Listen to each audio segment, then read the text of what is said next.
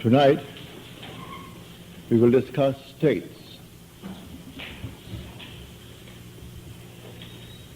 When we open the Bible and read the story as it's given to us,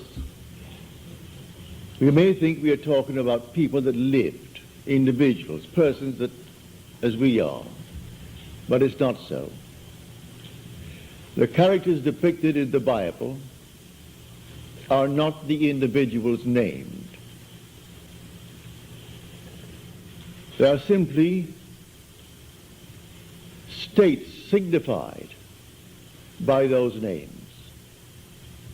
For instance, the name Moses, or the name Abraham, or the name, well, any name that you find in Scripture. They are not individuals, as you and I are. It's simply a state of consciousness through which the individual, you and I, the immortal being, we pass through these states. The word Moses means to be born. It's the old perfective of the Egyptian verb to be born. Abraham, the father of the multitudes. We start there, moving through states. And you and I pass through these states towards our own redemption. We come to the end, and that state is personified in Scripture. And men take the personification and worship it as a person, stick it on the wall, and then cross themselves before it and genuflect, not knowing that these are states. So we must learn to distinguish between states and the individuals who pass through these states. These states are eternal. They are forever. You are an immortal being, and you move through states. The states remain permanent forever. You pass on. We change states. The states do not change. We change states. But we, the individual, we are forever. It's like moving through a city. The city remains, but we pass on. To think that because we have left the city, that the city has ceased to exist would be stupid. The city remains, and we go on. We pass from one state to another state, and finally we come to the end. That end is described in Scripture as Jesus. But that's a state. You are the immortal being passing through states. And when you come to the very end, you are in that state. It was predetermined. It was shown all of us before we started. Shown us in the state called Abraham. We saw it all in detail. And if we entered it reluctantly or not, who knows? Paul tells us that we were made subject unto futility, not willingly, but by the will of him who subjected us in hope. And the hope was that we would obtain the glorious liberty of the sons of God. So we were told that it was not altogether a willing subjection on our part, but we kept the divine vision, as Paul said, in time of trouble. And so we continue on the journey. In this world, you and I can create states, but the spiritual states are eternal. We create a state here, it's not eternal. We create a state to deliver individuals forevermore. I create a state. Somebody asked me, will you hear that I am? And they name what they would like to be. All right? So that I must create the state, knowing that he is now in a state that he dislikes. I must distinguish between the being and the state that he is in. So I see him unemployed. All right? So he's unemployed. And he wants to be gainfully employed. There's nothing wrong in that. So I represent him to myself as one who is gainfully employed, who has more than he's ever had before.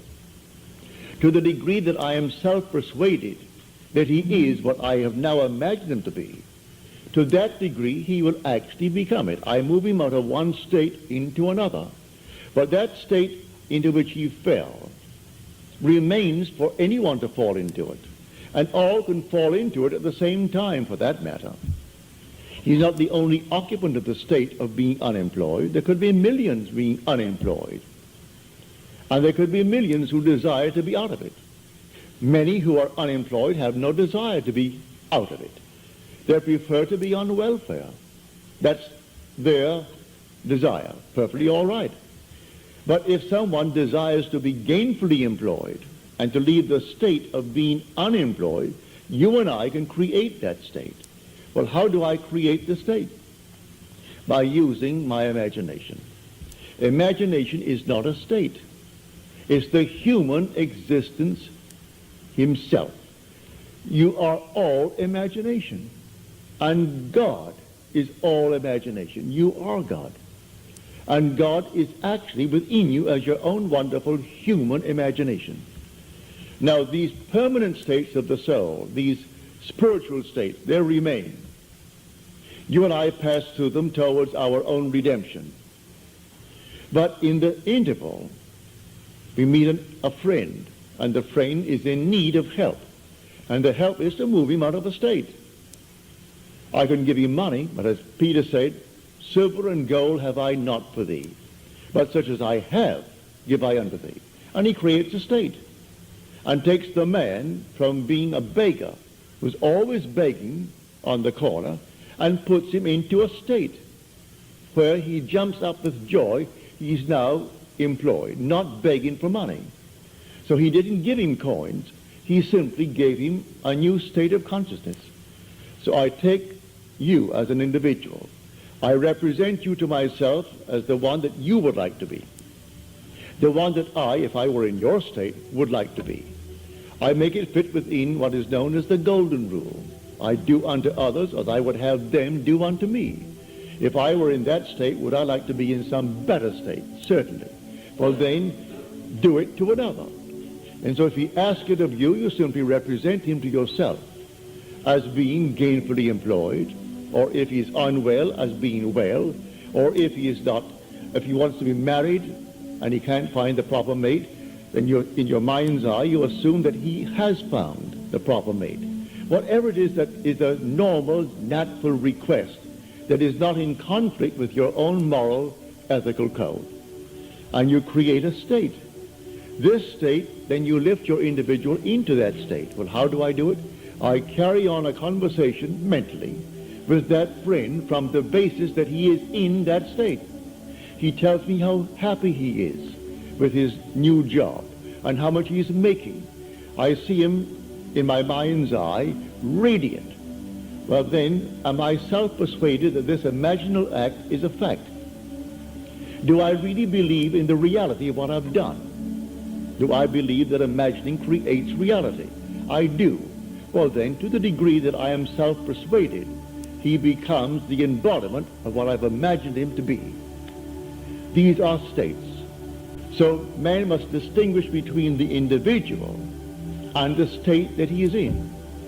So Blake said, I do not consider the just or the wicked to be in a supreme state, but to be every one of them states of the sleep into which the soul may fall in its deadly dreams of good and evil, when it left paradise following the serpent of generation. So we came down to experience death, for this is a world of death, where everything appears, it waxes, it wanes, and it disappears.